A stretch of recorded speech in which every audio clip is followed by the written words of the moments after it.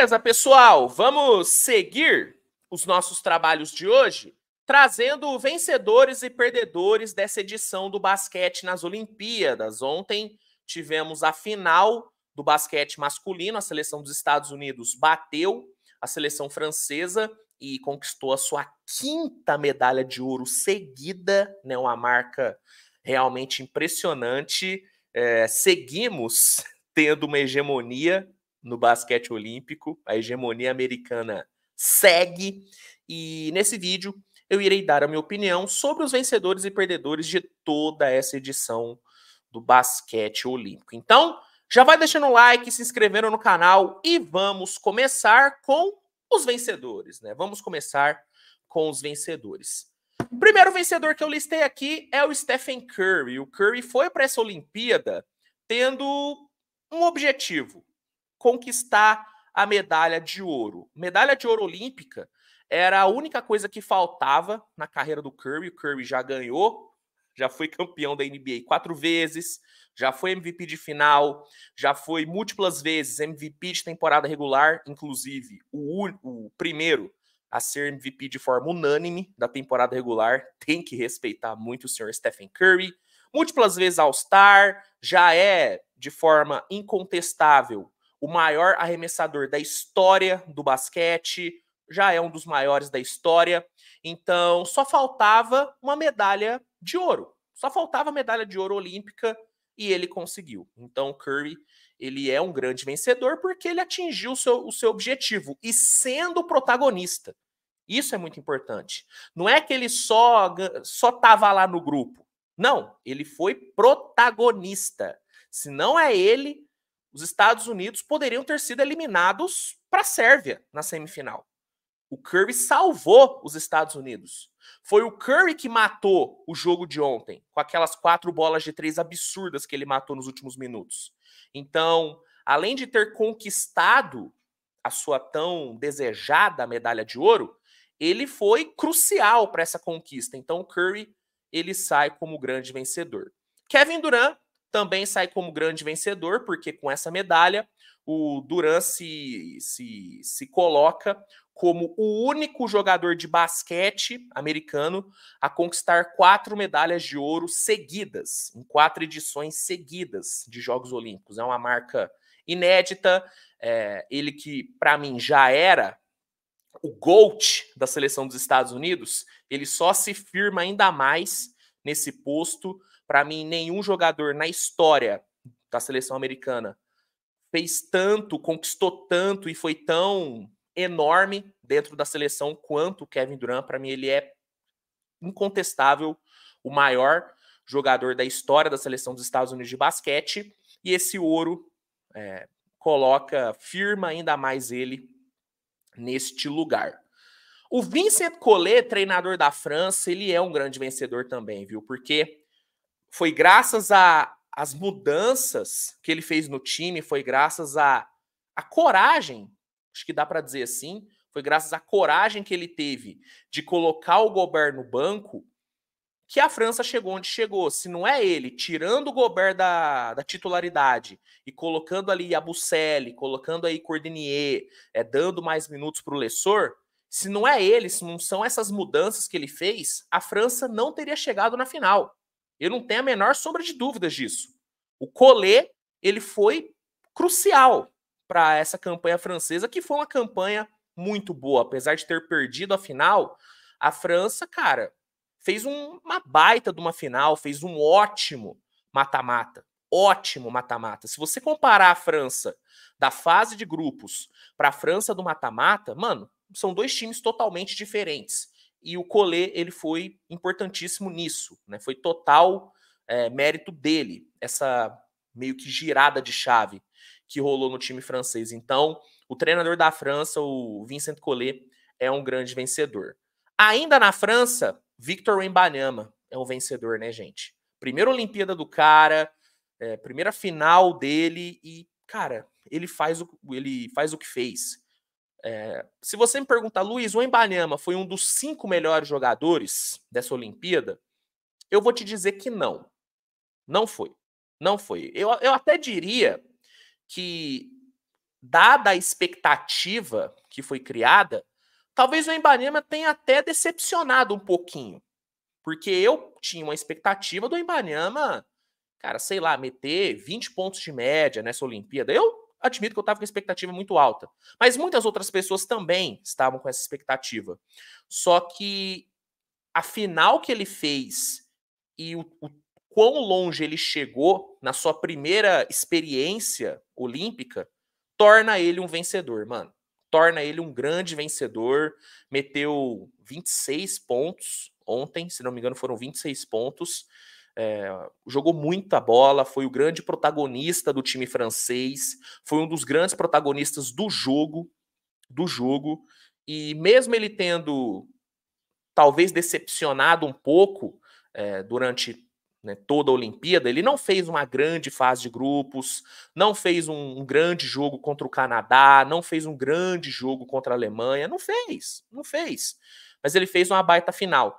E mesmo nesses jogos onde ele não foi tão bem, ele foi impactante, ele conseguiu ser importante fazendo as pequenas coisas. Defendendo, brigando por rebote, aparecendo em momentos críticos, por exemplo, no jogo contra o Japão, o jogo em si dele foi um jogo abaixo, só que a prorrogação que ele fez foi uma coisa espetacular. Então, o Ibanema, para mim, pela final que ele fez e por todo o contexto dele ter sido finalista na sua primeira Olimpíada e tudo, para mim ele é um vencedor. Para mim ele é um vencedor e com certeza veremos ele mais vezes nessas finais olímpicas. O Ibanema, ele tem toda a pinta de ser aquele cara que vai todo ano, mas toda edição de Olimpíada chegar na final. Ele tem toda essa pinta, cara. O moleque, ele é diferente, mano. O moleque, ele é diferente. A Sérvia, para mim, é uma vencedora. A Sérvia fez uma campanha muito bonita nessa Olimpíada, ficou muito perto de chegar numa final eliminando os Estados Unidos. A Sérvia chegou no quarto período desse jogo, que foi para mim o melhor jogo do ano e o melhor jogo da história do basquete olímpico, na minha visão. A Sérvia chegou no quarto período desse jogo vencendo por 13 pontos, cara. A Sérvia teve totais condições de ganhar dos Estados Unidos. O problema foi que, do outro lado, tinha Curry, Durant, LeBron e o Embiid numa das suas melhores atuações na Olimpíada. Então, a Sérvia só não chegou na final por detalhe e fez uma disputa pelo terceiro lugar muito dominante contra a Alemanha. A Sérvia dominou a campeã do mundo na disputa pelo bronze e conquistou um bronze muito, muito relevante. A Sérvia, ela não medalhava, desde 2016, cara. Desde 2016 a Sérvia não medalhava. Não sei por que eu tô falando pontuava. Tô maluco. Tô gravando esse vídeo muito cedo. Tô gravando esse vídeo 6 horas da manhã no domingo. Então, peço perdão. Mas a Sérvia não medalhava desde 2016, cara. Então, os caras conquistam a medalha de bronze, que tem total sabor de ouro, mano. Porque foi realmente eles fizeram um jogo histórico contra os Estados Unidos e dominaram a campeã do mundo. Isso é muito grande. E aí, ainda dentro da Sérvia, vale citar, obviamente, o Jokic e o Bogdanovic. Né? Esses dois, eles colocam o seu nome, cravam o seu nome na história do esporte sérvio. Para mim, principalmente o Jokic, ele se coloca numa posição para brigar com o Djokovic, para ver quem que é o maior atleta sérvio da história. Talvez ainda seja o Djoko, mas não duvido de daqui a alguns anos o Jokic superar o Djoko. E o Bogdanovic, para mim, ele também se coloca nesse patamar, cara. O Bogdanovic, quando se fala de seleção sérvia, ele é muito grande. Ele sempre entrega. É um cara que tem uma identificação muito forte. Você vê que ele tem muito amor pela camisa da Sérvia. Então, esses dois são grandes vencedores, sem a menor sombra de dúvidas. O Brasil, para mim, é um vencedor.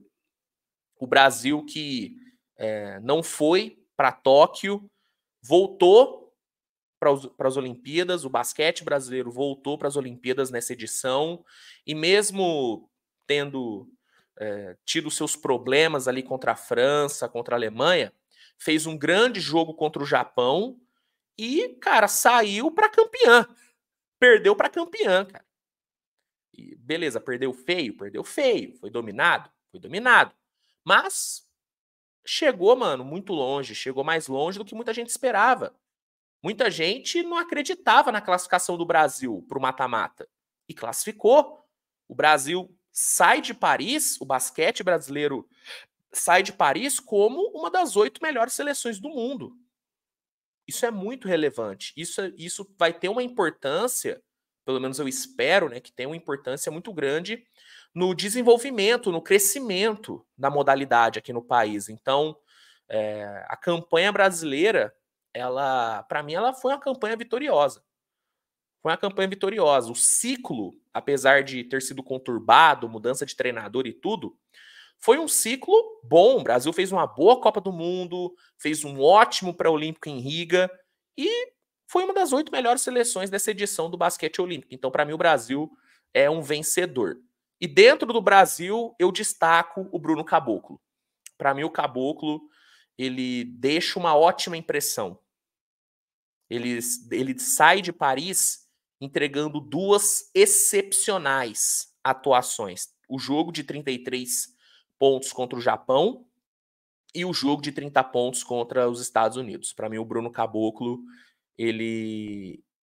Sim, se tinha uma coisa que o Caboclo podia fazer para chamar a atenção da NBA, para voltar para o radar da NBA, se tinha uma coisa que ele tinha que fazer, era isso. Grandes atuações em grandes jogos. E ele fez isso. Apesar da derrota feia contra os Estados Unidos, o Caboclo jogou muito, tanto que ele foi muito elogiado. A imprensa americana comentou sobre o Caboclo, Anthony Edwards comentou sobre o Caboclo. E no jogo contra o Japão, ele foi espetacular, uma das grandes atuações individuais dos últimos anos aí, cara, em termos de, né, no contexto olímpico. Pô, se você for pegar as últimas Olimpíadas, poucos jogadores tiveram um jogo tão impactante como o Caboclo teve contra o Japão. Então, eu acho que o Caboclo ele sai como vencedor pelas últimas impressões que ele deixou. Ele sai como um vencedor. E eu reforço o que eu falei depois do jogo entre Brasil e Estados Unidos. Se o Caboclo não sair dessa Olimpíada com um contrato com a NBA, eu sou maluco. Eu sou maluco. E para fechar aqui os vencedores, eu vou de Sudão do Sul. O Sudão do Sul é muito vencedor. É muito vencedor. Primeira Olimpíada do país. E os caras já venceram Porto Rico, conquistaram a primeira vitória da história do país no basquete. E fizeram um jogo excelente contra a Sérvia. E fizeram um jogo muito bom contra os Estados Unidos. Para mim, o saldo do Sudão do Sul nessa Olimpíada é absurdamente positivo. E é só o começo, cara.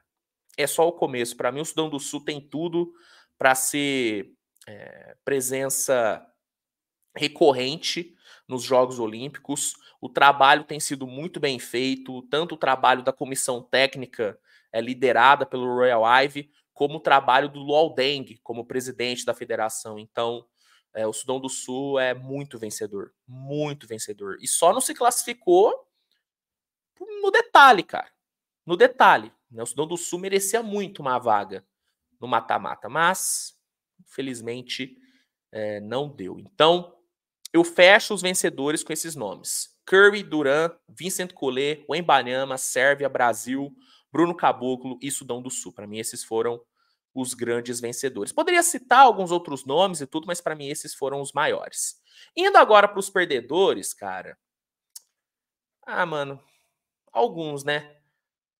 A Espanha é uma grande perdedora, porque foi a primeira vez em muito tempo que a Espanha não conseguiu se classificar para o mata-mata. E, infelizmente, essa pode ter sido a última vez que vimos Sérgio Llull e e principalmente o Rudy Fernandes com a camisa da seleção espanhola, e é uma pena esses dois não terem chegado no mata-mata. Era uma seleção que eu tinha uma expectativa boa. Por exemplo, eu via mais potencial na Espanha do que na Grécia, por exemplo. Então, eu acho que a Espanha é uma perdedora por não ter se classificado.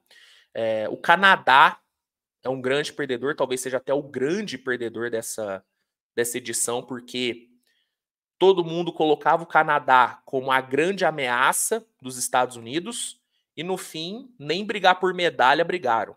O Canadá saiu nas quartas de final sendo dominado pela França. Dominado. E o Canadá era muito favorito nesse jogo contra a França. Então, eu acho que o Canadá é o grande perdedor, cara. É a grande decepção. E é triste, cara, porque essa talvez tenha sido a chance de ouro do Canadá conquistar uma medalha de prata, por exemplo. Óbvio, terão outras Olimpíadas, a geração ainda é jovem, você tem RJ, você tem Shai, que são jovens ainda, Jamal Murray também é jovem, tudo, mas não sei, cara, esse era o timing perfeito. Não sei, enfim. Mas o Canadá é um grande perdedor. O Canadá é um grande perdedor porque perdeu uma chance enorme de medalhar. A Alemanha é um perdedor. É uma perdedora, perdão. A Alemanha é uma perdedora. A Alemanha, ela também tinha tudo para medalhar. Para mim, depois da eliminação do Canadá, a Alemanha era a grande candidata à medalha de prata, na minha visão, pelo basquete que vinha apresentando durante toda a competição. A Alemanha fez uma fase de grupos impecável, fez uma ótima quarta de final e chegou contra a França na semi como favorita. A Alemanha, para mim, era muito favorita contra a França, mesmo com a França tendo eliminado o Canadá do jeito que eliminou. Mas a Alemanha foi muito mal no jogo contra a França, muito por mérito da França também, óbvio, mas a Alemanha não foi bem. E contra a Sérvia, a Alemanha não conseguiu competir, mano. A Sérvia dominou totalmente a Alemanha na disputa pelo bronze. E para mim é decepcionante ver essa Alemanha sair sem medalha dessa Olimpíada. Para mim é decepcionante. Então, a Alemanha, para mim, é uma perdedora. Rudy Gobert é um perdedor também. Apesar da campanha da França ter sido muito boa e ter sido uma campanha vitoriosa, ao meu ver, apesar da derrota na final, o Gobert, ele é um perdedor porque ele foi meio que exposto, né? Foi ele sair do time que as coisas melhoraram. E, Luiz, mas ele saiu porque ele machucou o dedo, blá, blá. Isso não muda o fato de que o time, sem ele, jogou 20 vezes melhor. E isso diz muito sobre o Gobert. Entendeu? Para a narrativa de que o Gobert é um jogador superestimado, isso é um banquete. É um banquete. Ver ele saindo do time titular, perdendo quase toda a sua minutagem e ver o time melhorar por conta disso, é um banquete para quem gosta de jogar hate em cima do Gobert. Talvez seja o meu caso. Mas, enfim, o Gobert é um perdedor pela forma como ele foi exposto. Ele foi exposto. E fora que, pô, tomou um pôster do Mãozinha. Foi uma Olimpíada difícil pro Gobert. Foi uma Olimpíada difícil pro Gobert. E eu também acho que o Tatum pode ser colocado como um perdedor aqui. É óbvio que, pô, o cara foi campeão. Medalha de ouro tá no peito. Segunda medalha dele. A segunda medalha dele. Seguida. Segunda medalha de ouro seguida do Tatum. Teve minutos na final e tudo. Só que por conta de toda essa questão, de toda essa polêmica dele não jogar, do Steve Kerr não colocar ele em quadra, eu acho que ele foi exposto de uma forma que, sei lá, não precisava. Entende? Eu entendo o Gobert, o Steve Kerr não ter usado tanto o Tatum, tanto que eu até meio que defendi a decisão do Steve Kerr de não usar tanto ele, mas eu acho que dava para todo mundo ali ter lidado melhor com isso. O Tatum, ao meu ver, ele lidou da forma correta. Continuou apoiando os companheiros, em nenhum momento foi na mídia reclamar, mas, por exemplo, a mãe do Tatum foi reclamar na mídia, sabe? Pô, não precisava. Não precisava. Gerou toda ali uma situação chatíssima. Chatíssima. E claramente o Steve Kerr só colocou o Tatum para jogar na final por conta dessa encheção de saco. Porque se dependesse dele, o Tatum não jogava. Tanto que no segundo tempo, acho que o Tatum nem entrou em quadra. Então, acho que o Tatum, por toda essa situação, ele sai um pouco como perdedor. Sai um pouco como perdedor. Não por coisas que ele fez, mas pela situação que envolveu ele. Entendeu? Acho que deu para vocês entenderem o que eu quero dizer. Enfim, para mim esses foram os grandes perdedores, tá? Espanha, Canadá, Alemanha, Gobert e Jason Tatum. E é isso. E é isso. Para mim foi uma Olimpíada, foi uma edição de Olimpíada que teve muito mais vencedores do que perdedores. E eu quero saber sua opinião. Você concorda? Você concorda que teve mais vencedores do que perdedores? Você adicionaria algum perdedor nessa lista? Manda aí nos comentários. Se gostou do vídeo, deixa o like, se inscreve. E é isso, gente. Nos vemos mais tarde com mais conteúdo. Grande abraço e tchau, tchau.